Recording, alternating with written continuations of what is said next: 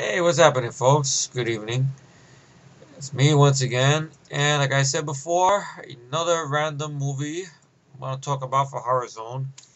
This one is a 1979 flick, which I've always heard of the film, but I never got a chance to see it. I know it's highly regarded, and it got the remake treatment back in 2006, which I did see that one. That was a piece of shit, and that movie still gets a lot of shit, and he deserves it. But not this film. This film has a respectable fan base on IMDb, 6.5, 40% on the ever popular Rotten Tomatoes, and that is When a Stranger Calls. An old DVD-R I got, which this one works and everything like that. Because I think maybe it's the disc, or maybe I guess the format I had it in. I don't know. There's an old one. I never got to see this film. I've always heard of it, but I never got to see it. And I remember hearing about this film when I was watching Bravo's scariest movie moments. I don't know which part it was. I don't know. It was like they did one back to back, 101 or 100, it's 102 or whatnot. I think this was number 28. Well, one of them. It's on IMDb's trivia as well and everything. And I remember Matt and me touched on this briefly because I know he's seen the film. He enjoys the film a lot, from what I understand. If I remember correctly, when we did the slasher cast way back when, this was on there. Now, it is not a slasher film, not by a long shot. It's a thriller. I will say that, good thriller. And people wonder, why do I have this in Horror Zone? Because it made Bravo's scariest movie moments. And I don't know. I guess it sort of qualifies as a thriller and stuff. There's no bad words in the film that I know of. Maybe there is some. I don't remember. There's nudity, but not what you're thinking. Just by basically seeing the crazy person in the movie. It's assed out. That's about it. And the movie is co-written and directed by Fred Walton. That name sounds familiar because Fred Walton will go on to direct April Fool's Day. That's another underrated flick as well. In my humble opinion, I talked about April Fool's Day a long time ago. But he directed this film first. And I just got done watching now. I would say it's a good flick. It's a good flick. But once again, I gotta put it out there. Don't go in expecting gore or splats. It's more on the tone and on the acting and on the score and the direction, the way Fred Walton directs his actors and stuff. Like the cast is pretty much it stars Charles Durning. Charles Durning has done a lot of stuff. He's done a lot of stuff with Burt Reynolds, most likely. He was also on Dog Day Afternoon with Al Pacino. And fortunately, we lost Charles Durning sometime last year. He was 89 years old. Rest in peace, Charles Durning. Greatly missed. He did a great job in the film. And Charles Durning, people might remember him from Everybody Loves Raymond. He was that priest that every now and then will pop into the episodes here and there and everything like that. He was on that in the movie Tootsie. He was with Burt Reynolds on Evening Shade TV series on CBS. I guess he had a recurring role on that FX TV series with Dennis Leary called Rescue Me. Let's see other stuff he's been in. Yeah, that's right. He played Father Hubley in Everybody Loves Raymond. I remember him more from there. Let's see. Did a lot of stuff with Burt Reynolds. I know that. Let's see. Let's see. Remember him in V.I. Wachowski with Kathleen Turner. That's another one. Remember him. Yes, he was in Dick Tracy with Warren Beatty. He was in that film Cop with James Woods.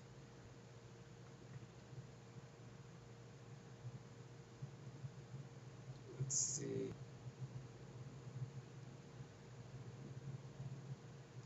Let's see.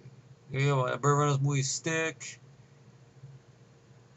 That movie with Tom Hanks, I remember not caring much about. The Man with One Red Shoe, which I didn't care much about it. Two of a Kind with John Travolta and Olivia Newton-John. Another one I barely remember.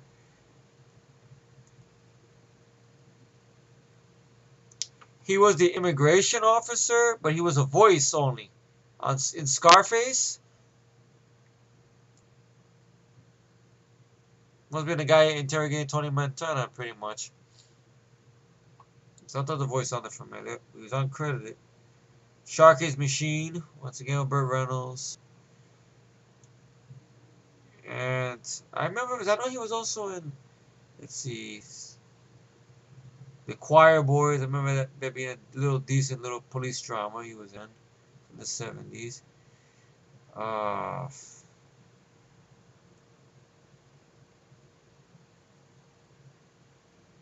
Yeah, Dog Day Afternoon. Yes, he was in Dog Day Afternoon. He plays the cop who's trying to talk Al Pacino down.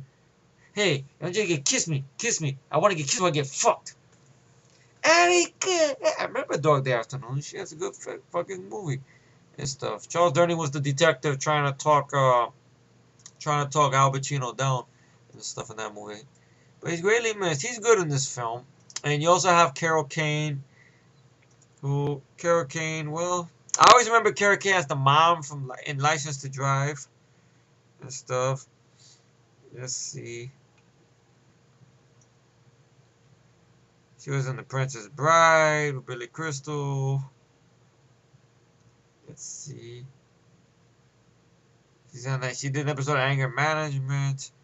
That's why she was in that movie, The Bounty Hunter, I remember, with Gerard Butler, a little comedy. I remember her being decent in that. Also, yeah, she was in The Pacifier. She was the babysitter or whatnot. I remember laughing when I said, "Oh shit, that she's in there too." We were Vin Diesel, cool. She did voice acting on Family Guy, one episode. Episode of Homicide: Life on the Street. She was in the movie Gone Fishing with Joe Pesci and Danny Glover. The Freaky Friday TV movie. And of course, the TV movie that was straight to cable, I remember, When a Stranger Calls Back, which was a sequel to this, which I don't think it's on DVD. I think it's been YouTubed. So I don't know about review. I'll talk about that one next. I'm not gonna waste my time talking about the remake. I seen it, and the less said about that fucking movie, the better. Really, because it's just not worth my damn time. Ironically, they're giving it on FearNet earlier today, but I said fuck it. I watched this movie instead. There's just nothing much to it. That's why she was also in Jumping Jack Flash. I'm sure Matt must have left the comment down there already. I know she had a recurring role on the TV series Taxi. The one that playing Andy Kaufman's wife on the show and stuff.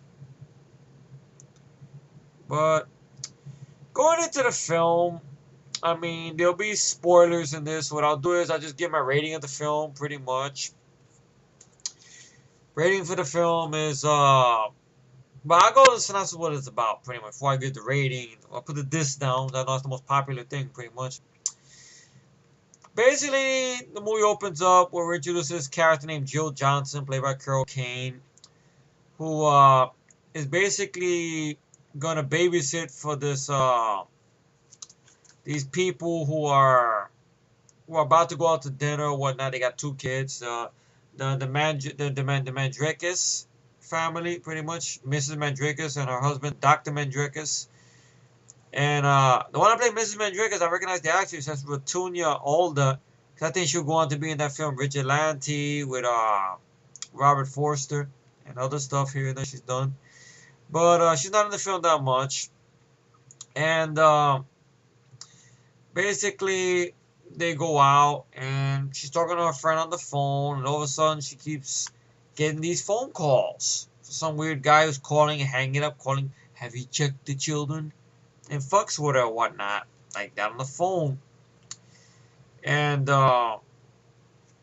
ultimately, she calls the cops. Everybody remembers that scene. They show it, but they retrace the phone. The killer's in the house and stuff like that. But you don't see any dead bodies. The kids are pretty much were killed in their sleep. But we don't see the remains of the kids or whatnot. We get enough of an idea. Charles Durden's a cop named John Clifford, who's a detective. And his buddy is actually another familiar actor I know, Ron O'Neal, Superfly himself. Ron O'Neal has been in some stuff. He was in A Force of One with Chuck Norris. He would go on to be in Hero and the Terror and stuff. Decent actor. I mean, Ron O'Neal, you've seen him around in movies here and there. And basically, what happens is, you know, 7 years have passed, and Charles Durning's character is not a cop anymore. Now he's a private investigator and stuff. And he goes to visit the Mandricus family, Dr. Mandricus, and we find out that the killer was caught. This character named Kurt Duncan, played by the late. I want to get the actor's name because unfortunately he's another one that's no longer with us. I believe this was his last film. Tony Buckley, who's an English actor who did a good job with the role for what he had to do. You know, was in some mental institution and somehow escaped. And basically, you know, Dr. Mandricus wants Charles Durning to find him and to kill him, basically. Now Charles Durning is a private investigator now and stuff, so he's doing this stuff on the low and everything like that. And Carol Kane doesn't come back into the film until the third act. So a big chunk of the film is Charles Durning investigating what's going on, and us, you know, with the killer here and there and the tense situations. So I'm gonna give the rating for the film now, and I put the discount too much. I fucked up, but I'm gonna give you the rating for the film now. The rating for the film, I would give it about 7 out of 10 for what it is, because I have some little problems with it on some of the pacing issues, because the movie is 97 minutes long, but it feels a little longer at times. But Charles Durning does a good job with what he has to do in the film. Tony Buckley is okay for what he has to do. I know this was his last film, and he was very ill when he made this film. Matter of fact, before the film was released, he had passed away. I mean, Tony Buckley, a lot of people might remember him because I think he was in the original Doctor Who TV series during the 70s or whatnot. I didn't follow Doctor Who, so I don't really know. But I know from this movie, he did a great job for what he had to do and stuff. And the rating is 7 out of 10, and I'm going to go into spoilers now. So, basically, like I said, 7 years later pass since that whole incident or whatnot. And Kurt Duncan was caught but found insane by the judges and the trials and everything like that. So they go and put him in a mental institution, which he's able to get out of. They don't show it, but we get the idea he snuck out of there. Mental institutions are not that good anyway, keeping people away. Look at The Shape. Michael Myers. He got out from a mental institution just like that. Pretty much. So, basically, Charles Durning visits his old friend, Ron O'Neal, who at the time, 7 years earlier, was a patrol officer and stuff like that, who was starting out. And now he's actually a big detective now or whatnot, or kind of running things a little bit in the precinct now and everything like that. And he's become good friends with Charles Durning.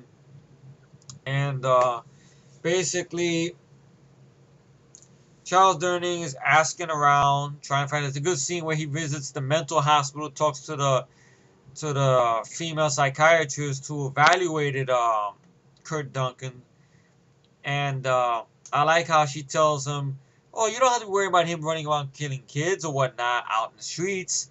He's on medications and meds. Maybe he'll just be passed out somewhere and going to dialysis or something like that." So I like where, or says some kind of thing like that. Why don't you look at the folder? Look at this. You want information. So I like how Charles Durden gets a little pissed. He closes the door and he says, "Look, I've been through this. I went through this. I went through that." I mean, I don't know the exact dialogue, but he basically puts her in her place. I mean, no big memorable dialogue, no cursing or whatnot. Oh, look. This film came out October 26, 1979. Wonder what today's date is. Let me see something.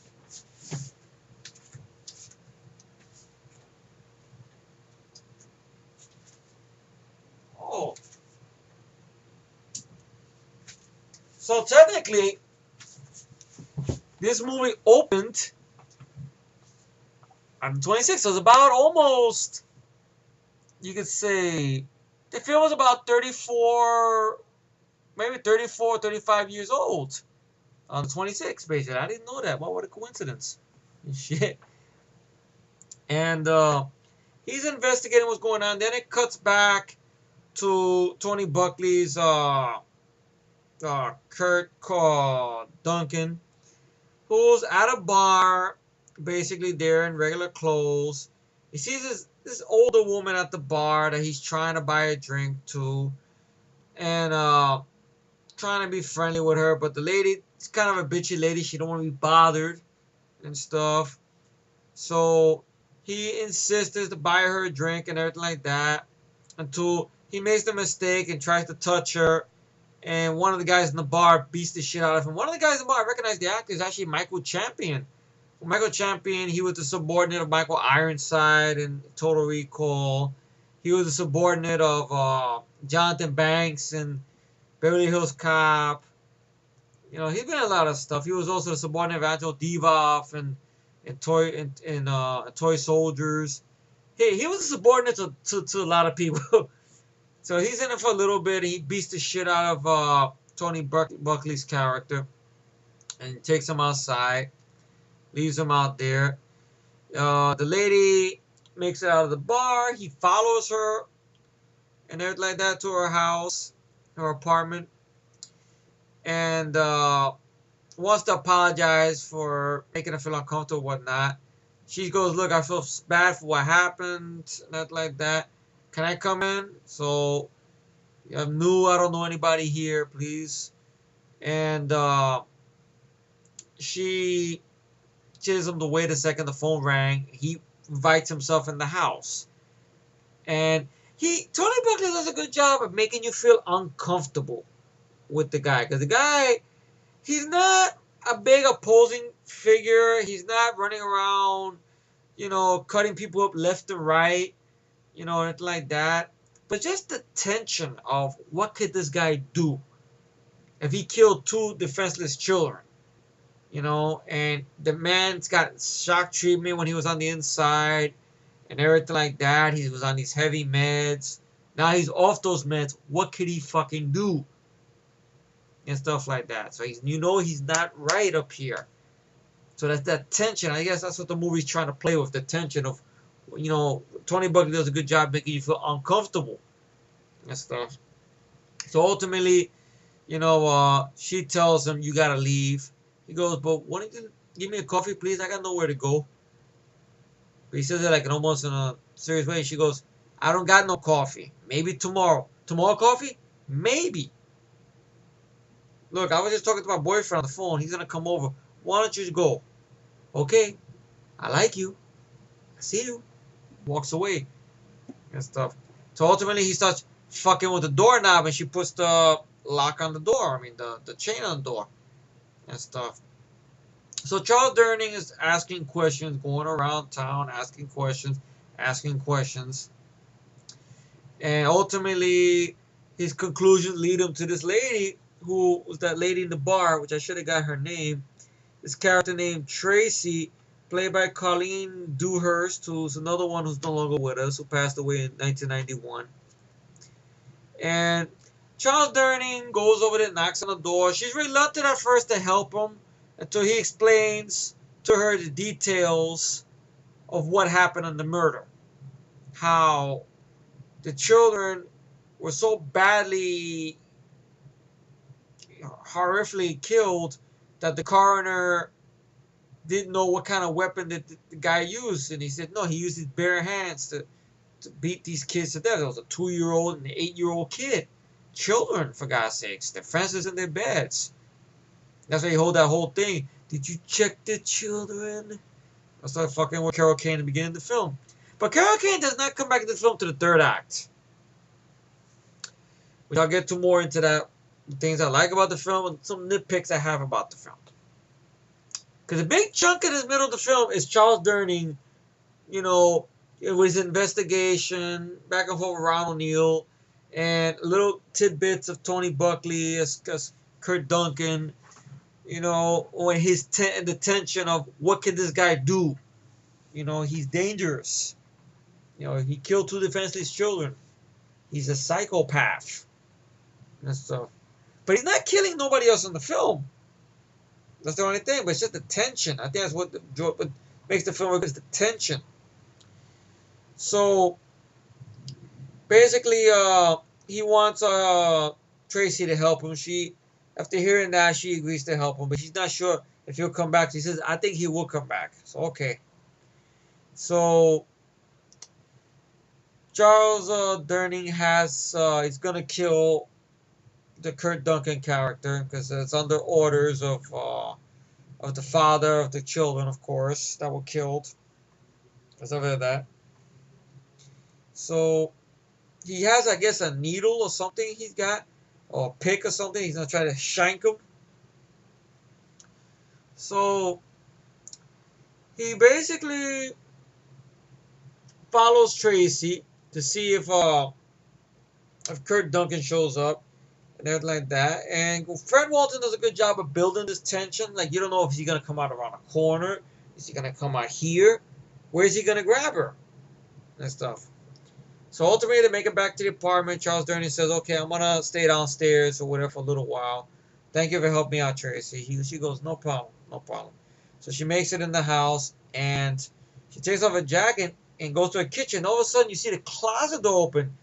Fucking the guy's in there. Like, oh shit! How the fuck he got in there? But hey, he got in there. So then she goes to the closet. You think he's gonna jump out, but no, he's not in the closet now. And then ultimately she walks down the way, and all of a sudden he always sees a hand over her face. Now don't scream. Don't scream. I'll take my hand off her face. I just want to be a friend, that's all. Just want to be a friend. But don't scream. No, help me, no. No. Help. Charles Durning hears this, breaks down the door, and gets into a foot chase with Tony Buckley and stuff throughout the streets of LA. This movie takes place in LA at night. And ultimately, he's chasing him there, loses him until Kurt Duncan, at one point there, was talking to this wino guy, or the wino guy was trying to be friends with him, but he didn't want to talk to him or whatnot. And later on, Charles Durning bumped into him, this wino guy. The wino guy says, he's seen him before. If you just let me know where he's at, I'll take care of you with us. Okay. So later on, when he's running away from Charles Durning in the middle of the night, he's at this mission, pretty much a shelter, and he sees the wino guy, the black guy, the wino guy there, and he tells him, "Look, there's a friend of yours who wants to give you some money." He says, "Go meet in the park." He goes, "No," he doesn't want to go with the black guy, and he goes inside the mission. Until later on, that wino guy sees Charles Durning walking in the street, tells him he's at this mission. And you have a good tense moment there where, which I guess there's the 70s, you know, obviously, if you go to a shelter like this now, there's security now, but Charles Durning is able to walk in there with a flashlight, middle of the night. Before that, Tony Buckley does a good scene there where he's in front of a mirror. I guess he just finished washing up or whatnot. And you get a flashback there of him over there, what's left of the kids, the blood all over him or whatnot. and thinking back of the game, the mind games he was playing on the phone with Carol Kane or whatnot and stuff. And he breaks down. It's just cries butt naked on the floor, which I didn't want to see that, but still good acting for him by Tony Buckley. And he's at his bunk sleeping. So Charles Durning is looking with his flashlight and a pick, see if he could, his little pick or whatever, to see if he could find Kurt Duncan where he's sleeping.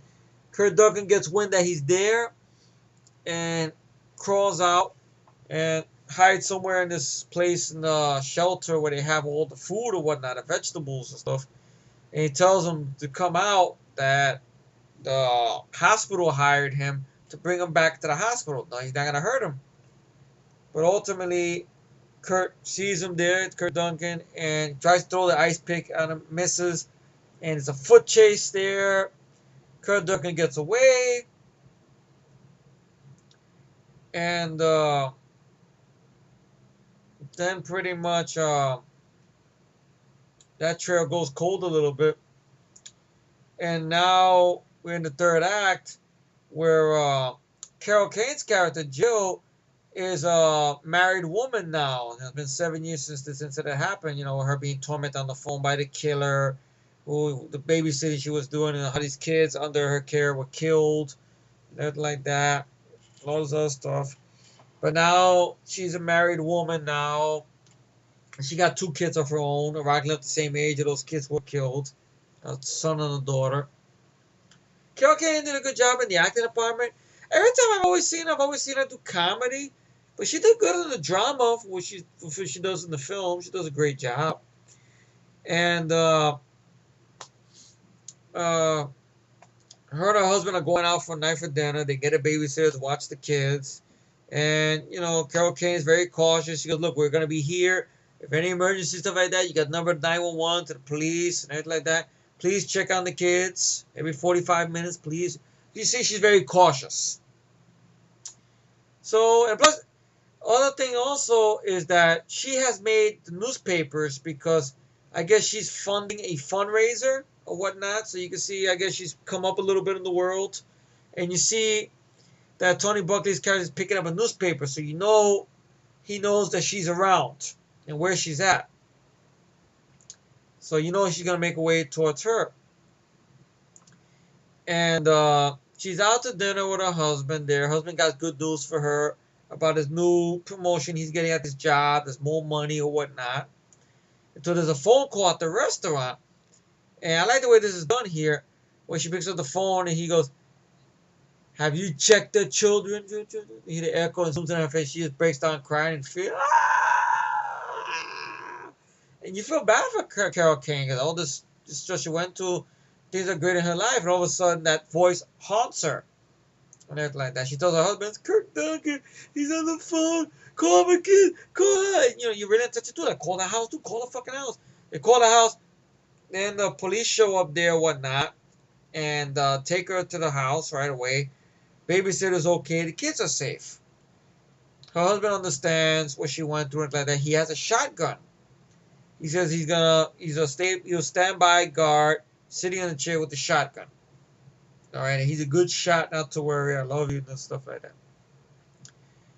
So, Ron O'Neal's character Charlie, he's playing cards with the rest of the cops one night, and he overhears the patrolman talking about Carol Kane's little situation and stuff like that, or how they went over there and this guy has escaped and everything like that. Some guy called her on the phone. So Ron O'Neal puts his ear to the ground. He hears this, and he tells the patrol officer to give him the file, that he's going to put away the file.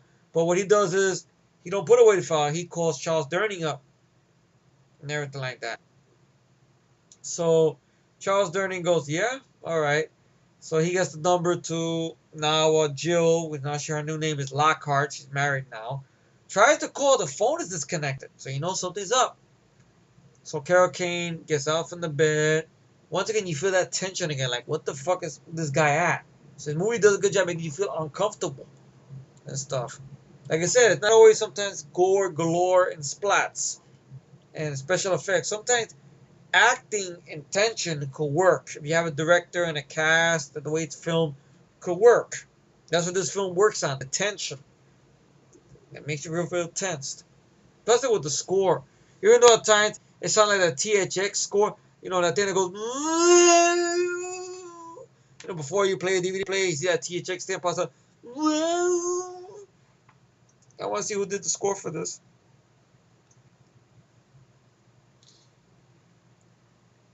Is Dana Kaproff? Dana Kaproff. I want to see what Dana Kaproff has done. Did a good job with the score, with the tension and everything there. It's taking a while to connect. I hate when it does that. Okay. You got Jufro. Okay. He did the score for a lot of TV stuff. Basically. Cagney Lacey, Matlock. Let's see. TV movies. Smoky Mountain Christmas, TV series Starman, Falcon Crest. He did the score for Death Valley, which I haven't seen in years. With Peter Billingsley, I remember being in that one. And this other one called The Big Red One, that World War II film with Lee Marvin. Okay. But good job with the score. And great scene there where the bartender was Dick Warlock? Really? Wow. Dick Warlock is your bartender? He looks so unrecognizable with his beard and his fro. That was Dick Warlock? Shit. I didn't even know that. So basically, she, and I keep saying that a lot, but it's me. It's me. She goes, she checks on the kids, they're okay, until she noticed something, that one of the kids has a piece of a sugar daddy or candy stuck on his shirt, on his pajama shirt. She wakes up the kid. Where you got this from? The kid doesn't mention. I guess the kid didn't know he had that, so she picks it up, and she goes back to her bed, and ultimately she goes, I see you. She hears that voice, and she thinks it's coming from the closet. Ultimately, she turns on the light, and she tries to wake up her husband in her bed. It's not her husband. It's Kurt. It's Kurt Duncan, the killer. He calls up bed, tries to grab her feet, and like really tense. And all of a sudden, he's about to get ready to choke, and all of a sudden you hear, pa, pa, pa. Pa! Pa! Get shot to shit is Charles Durning with the fucking 38. And Carol Kane is scared shitless. And Charles Durning grabs him, about to put the gun to his temple, blow his fucking head off until he realizes, okay, he's dead. Leaves him on the floor there. Then he checks the closet and stuff, and he finds her husband in the closet. But I hear him go, ooh. So I guess the husband's alive. I don't think he's dead, even though Carol Kane's crying like she's just scared. So she gives Charles Durning grabs her, holds her, and says, it's over now. It's over, Jill. It's over. And she grabs him, she hugs him and stuff. And ultimately, the movie ends. We see the last shot of the house, and then the shadow eyes of Tony Buckley's character, the killer. And it's a good film, a good thriller. Like, I had nitpicks about the film, it'll be this. At times, it feels a little longer than 97 minutes. I don't know why.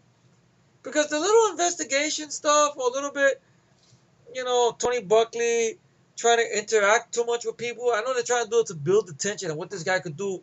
But they should have had him at least kill someone to realize how dangerous he is. But, I guess maybe because the actor was very ill. Maybe that's why, halfway through filming. And stuff, that he couldn't do much with him. And stuff in the physical department, of course, and stuff. So I guess what they had him do, he had to do, and everything like that. And part of me wishes that maybe, Because the remake, what the remake did was a very bad thing. The remake had no tension, no acting. Simon West does not know how to build the mood that Fred Walton built for this film. Uh, it's basically taking the opening of the film and expanding it. It's a bunch of bullshit boo scares, which doesn't work. This one, you have that little opening where her getting the mind game or the killer fucking with her on the phone.